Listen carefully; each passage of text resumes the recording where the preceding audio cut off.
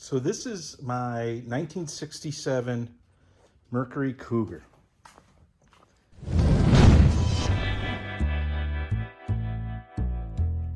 I've actually owned this car for probably 20 years. It's really hard to kind of introduce it as a new project, but I'm going to be doing a lot of work to it to kind of get it ready for this upcoming season, and I'm going to document that and have some fun with this thing. I bought it when I was actually in the process of gearing up to do a whole bunch of upgrades to my '69 Mustang. And while I was looking for parts and upgrades and things to do, I actually came across this for sale in Cleveland and ended up making a deal, driving out there and picking it up.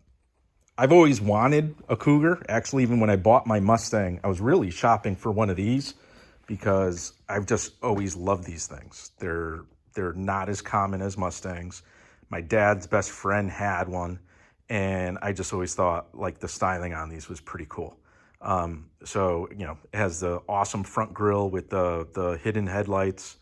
It has that old electric shaver look to it in the front.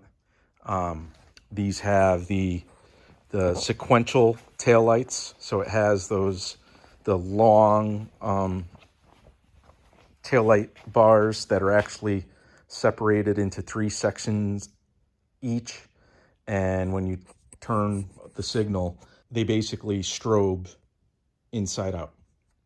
You know, so 1, 2, 3, 1, 2, 3 kind of thing. It is a 67. So the biggest giveaway of that is there's no turn signals on the quarters or the fenders. And these emblems here are actually 67 only, and they're really hard to find in good condition. And it's a Restomod in that it's not by any stretch of the imagination like an original or a concours car. It has this style spoiler mounted to the deck lid. It shouldn't. This spoiler is like from a '69 Cougar, like the Eliminator package. So when I bought the car, that was mounted on there. And the same thing with the hood scoop. This is a '69 Eliminator style hood scoop. And I do have in my part stash a clean deck lid and a clean hood for this car if I ever did want to kind of restore it. It is a factory GT. So this is a GT 390, or if you look at the VIN, it's an S code Cougar is what they'll usually refer to it, meaning it has a big block from the factory, which it still has. The other awesome feature that this had, factory, is a 4-speed manual transmission. So it's got the 4-speed top loader, 9-inch rear end. So it's got all the goodies that you'd want from a Ford from this era. Other things that it has that are kind of cool. So it's got the vintage 45 wheels all around. So these are like the torque thrust replicas, if you will. It's got 4-wheel disc brakes. So they're the Wilwood disc brakes. So front and rear, which is awesome. But it's pretty rough in certain areas. So I've been focusing on the mechanicals. So drivetrain is, you know, perfect. The engine is mechanically is perfect. Suspension, it has the Total Control products, tubular suspension, you know, tubular control arms, all that fun stuff. It had, when I bought it, a Total Control products rack and pinion conversion. I removed it though, and I actually went to a Borgenson power steering setup. So that's the Borgenson power steering pump, which goes to the steering box. It's actually like, you know, like a GM style power steering system instead of the leaky vintage power steering system that would have came on this factory. I did all this on the engine. I actually made these valve covers, and I'll explain that in a later video when I re-detail this engine. But it is built. It has Edelbrock aluminum heads, the Edelbrock Performer intake. It's got an Edelbrock carburetor, which I may change at some point.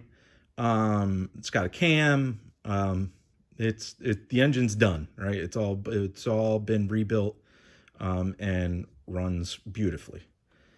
Again, everything I've done has kind of been mechanical to this, and now I'm going to spend some time worrying about more of the cosmetics. So for instance, the interior of this is a hot mess.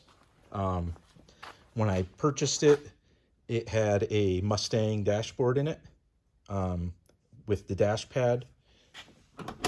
And factory, this had a saddle color interior. It had these Pro Car race seats. And actually, I bought all the parts to convert the interior to black, which I started doing. So there's the black back seats. So it's kind of in this weird half black, half saddle configuration right now. You can tell the kick panels, if you look over there, are black. But I think I'm actually going to go back to a saddle interior on it.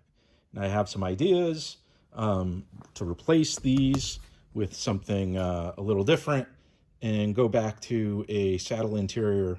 And that will be probably one of the very next videos that I publish about this very soon. It's going to be just revamping the interior.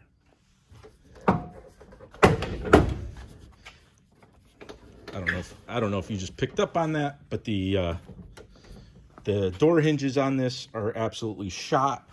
So I'm going to be doing a video on how to. So listen as I try to close the door. Woo! I will do a video on rebuilding the hinges. I've already did a video on converting the sequential taillights to LEDs.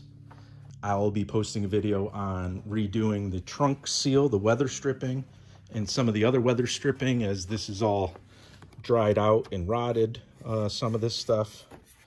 So I will be updating that.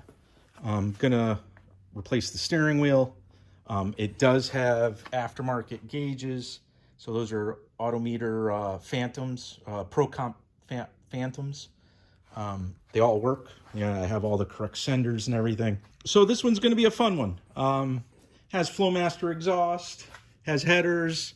I'll go through all the specs in detail as we get the thing started and back on the road. But stay tuned. I just wanted to kind of introduce you to what's next and what the next couple of videos are going to be about.